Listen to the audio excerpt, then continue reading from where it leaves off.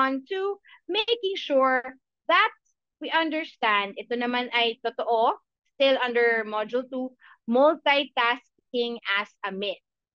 Alam niyo po ba, neuroscience tells us that the brain does not really do tasks simultaneously. In fact, we just switch tasks quickly. FYI, friends, there is no such thing as multitasking helping us to do work easily. Hindi po sabay, hindi po kaya ng inyong left and right hands to do things simultaneously na pareho, na magkaiba ang task. For example, ang maghalo, kaya yan. Our brain can teach our left and right hand to do the same task pareho. When you drive, kayang gawin ng left and right hand yan. Pero magdadrive pa lang. Pero ang mag-drive at mag-text, hindi po multitasking ang tawag dyan. You are either, you may be doing it both, pero kung napansin ninyo na habang nagdadrive ka at nagte-text ka, yung tinetext mo, hindi accurate ang napipindot mo.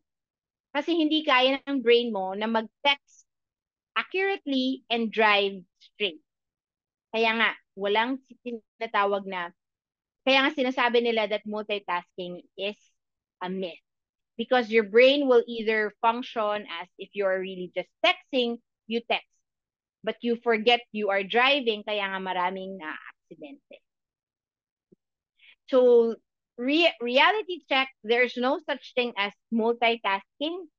There is actually switch tasking, where your brain just focuses on one and may naiiwan as the other. Parang capacity theory. You focus your energy only in one at may naiiwan mas less task. So my question to you, friends, do you think this is more effective? Ang multitasking ba ay more effective? What do you think? Is it even effective? That's a question for everyone. Anyone can answer? Any good guesses?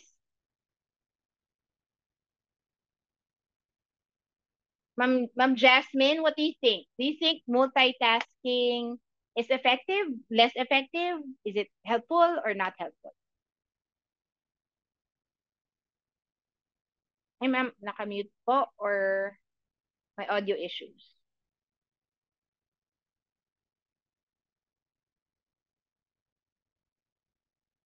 Sige, ma'am, balikan ulit kita. Ayusin mo yung inyong audio. Let's ask, Sir Sam, are you there? Sir Sam Costes? Ayan, Yes, nandyan si sir. ma'am. Yes, sir. What do you think? Multitasking, is this actually effective or is it not helpful at all?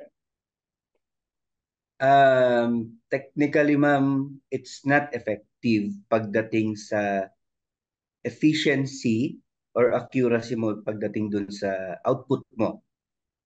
Why do you say this? Ma'am, kasi pag nagmo-multitask ka, kung minsan nawawala yung focus mo dun sa unang ginawa mo, maybe it becomes effective kapag tinapos mo muna yung ginawa mo and then parang scientific ka dun sa pag-multitask mo. Possible, no? Tama. Mas tinapos mo muna yung una mong ginawa, most likely, dahil nag-focus ka doon, mas lesser ang errors. Kaysa dalawa yung ginagawa mo, feeling mo, mas marami kang ma-accomplish. Pero in reality, dahil hindi ka nag-focus sa kanila individually, may pagkakamali dyan at uulitin mo na naman. Tama yung sinabi ni Sir Sam, yung productivity mo bababa. Kasi you're not really focusing on one task and accurate at error-free lahat yan. Dahil dalawa ka ng ginagawa, most likely may pagkakamaling mangyayari. So to answer the question in your quiz, true or false, is multitasking an effective way to do things? Of course, the question is not entirely that, but the answer there is false because multitasking is not really an effective way to do things. Most likelihood, magkakamali ka pa kapag nag-multitask ka. So our brain only switches from one task to the other. Pero there's no such thing as multitasking. So, ang tanong sa akin ng ibang mga empleyado in the last batches, Ma'am, Sir, Ma'am, bakit po hinahanap nila sa mga job interviews ability to multitask? Entirely, if you take it literally, okay, the ability lamang to do things while you are doing another. Pero, hindi literally to do things at the same time. So you're just able to switch from one task to the other. Nagpo-photocopy ka habang may sinistaple ka. That's switch tasking. Pero yung nagpo-photocopy ka at nagsistaple ka, hindi mo kaya yon. Okay? Hindi kaya yon. So again, true or false? Is multitasking effective? The answer is false. Okay? The answer is false. There's no such thing as effective multitasking. Okay? I hope that answers that question in your quiz. Short activity again. Are you ready? Keep your eyes open. I hope your screens are on landscape mode. Can you see the heart hidden among the snails? You may use your annotate button to identify the heart among the snails. Please use your annotate button.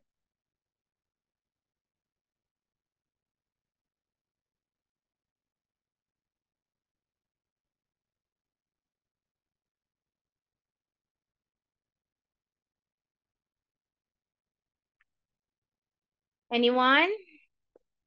Anyone can annotate?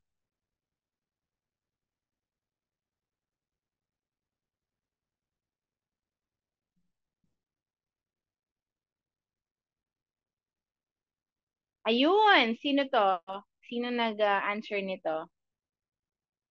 Taas ang kamay, sorry, I didn't see. Ako, ma'am. Sir Deo. Tama, okay. Sir Deo got it right, okay? It's in the upper left side of the picture. Okay? There you go. Okay. Here's another. What can you see or what letter can you see in the picture? Message me in the chat box or you can raise your hand as well. Sir Emerson got it right. M. M po ang nandyan. No? Kung kayo po ay colorblind, unfortunately, I don't think you'll be able to see the red. If I'm not mistaken, no? If you're colorblind, you might not be able to see the red picture or the red letter. Okay, but it is letter M. Okay, so those are just some activities. Any question about Module 2 po, where we discuss the brain and the psychology behind? No other questions? Okay. If there are no other questions, then we move on to Module 3, which is very easy, emotional intelligence and accuracy. Emotional intelligence is the ability to manage both your emotions and understand the emotions of people around you. And it is also defined as energy in motion. So again, my favorite definition of emotional intelligence is energy in motion. No? So kung inyong to-combine yung dalawang words, it's emotion, diba? Energy in motion. Now, what does it have to do with accuracy and attention to detail? So we already mentioned, okay, you have the screen, that emotional intelligence has four aspects. And we already mentioned that it is already identified as energy in motion.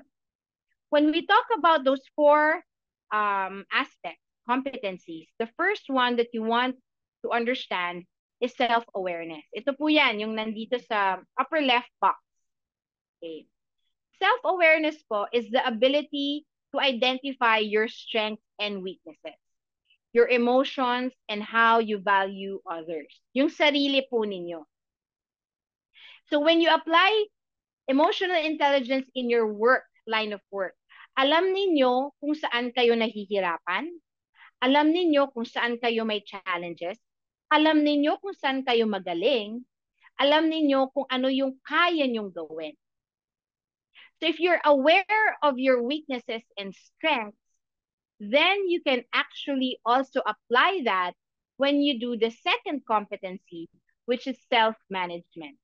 Oops, it should be the one down. Sa baba po, self-management. Dahil alam nyo na yung inyong nararamdaman, okay, sorry, ito po, nasa baba na. Mali lang yung aking box.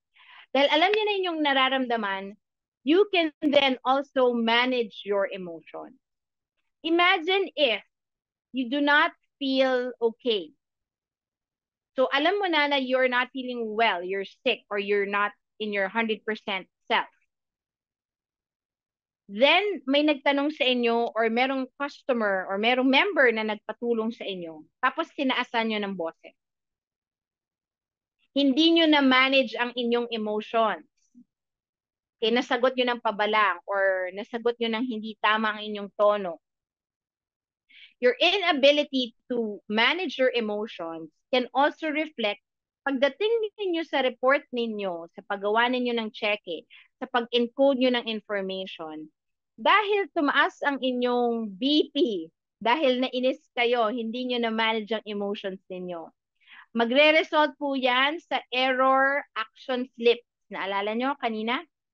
Dahil kayo'y na-anxious, dahil kayo'y na-stress, pag-encode nyo ng information sa computer, mali ang nailagay ninyo.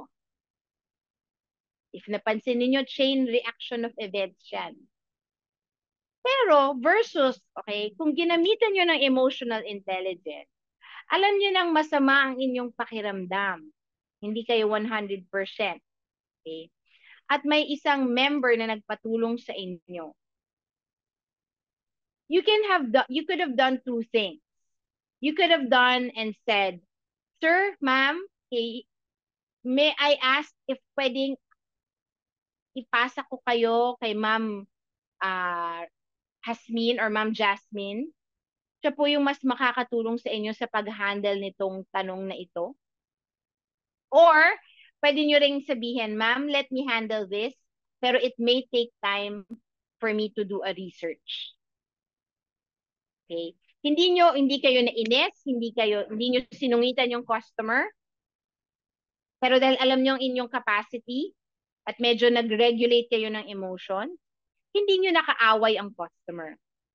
Therefore, nung gagawa na kayo ng inyong report, nung gagawa na kayo ng inyong task, hindi kayo anxious, hindi kayo na-stress, di ba?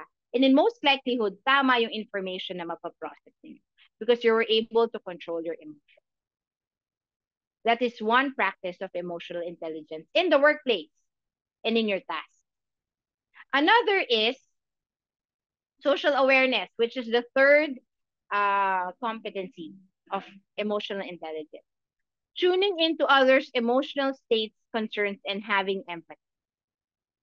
For example, si Ma'am Shirley, napansin niya na may pinagdadaanan si Sir Jomer. Medyo mukhang may sakit or medyo mukhang may pinagdadaanan. Napansin niya physically, Sir Jomer is not doing too well.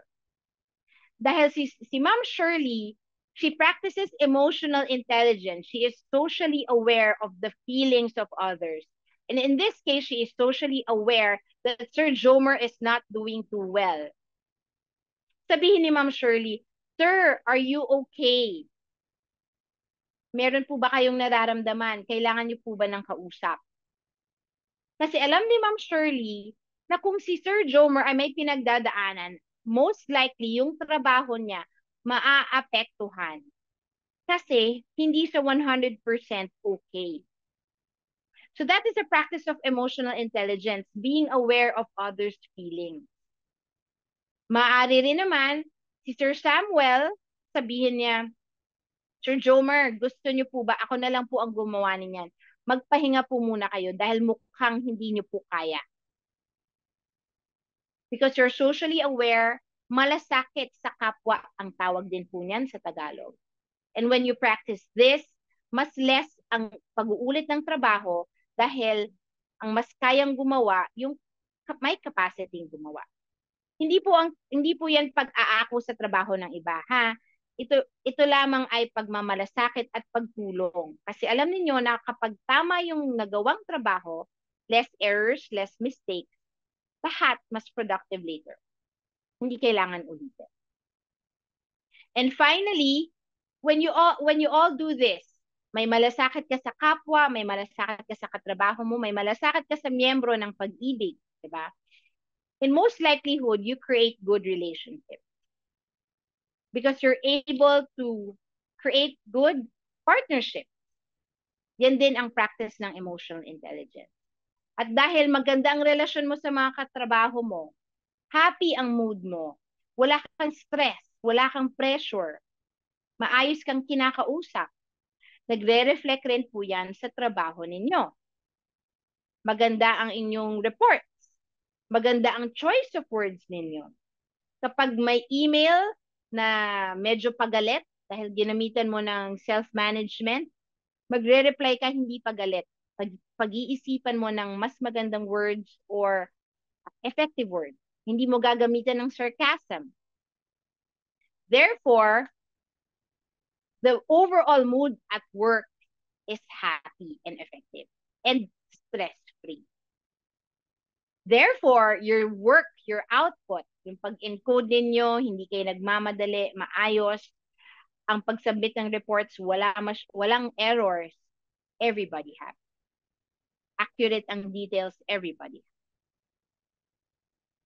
So that is the application of emotional intelligence in your workplace, where you're self-aware, you're able to regulate your feelings, you're empathic of others' emotions and feelings.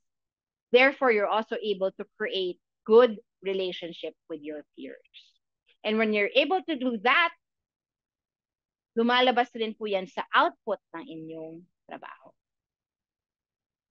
So, ang very, very first step po niyan ay alamin ang inyong sarili. So, umpisa pa lang ng araw, alamin nyo na, ako ba today ay 100%? Ako ba today ay 80%? Ako ba today ay 110%? Kasi doon magko-continue ang inyong ang inyong emotion, kung paano nyo mare-regulate ang sarili ninyo, paano kayo makikitungo sa iba, at paano kayo magsusustain ng relationship. So when you stay focused, please make sure to also manage emotions. Number one, build capacity. Please know when you are tired, when you need a vacation, when you need to rest. That is what you call building capacity and creating space. Ibig sabihin, kung kayo'y pagod na, kung kayo'y close to puno na, know when to rest. Kasi alam nyo na kapag kayo'y overwork, hindi na kayo effective, hindi na kayo productive. Also, know when to plug leaks. When you need to talk to people, when you need to address issues, address them right away. Huwag walang bahala. Because later on, it will lead to further problems and errors. Okay? So that is also how you manage your emotion. And sabi nga natin, I remember Sir Samuel talking about this, accuracy builds credibility. So kung ang inyong trabaho ay accurate, it also makes you more credible. All I need are some better days. Yeah, all I need are some better days. 'Cause all I want, and I pray, I believe in the better days.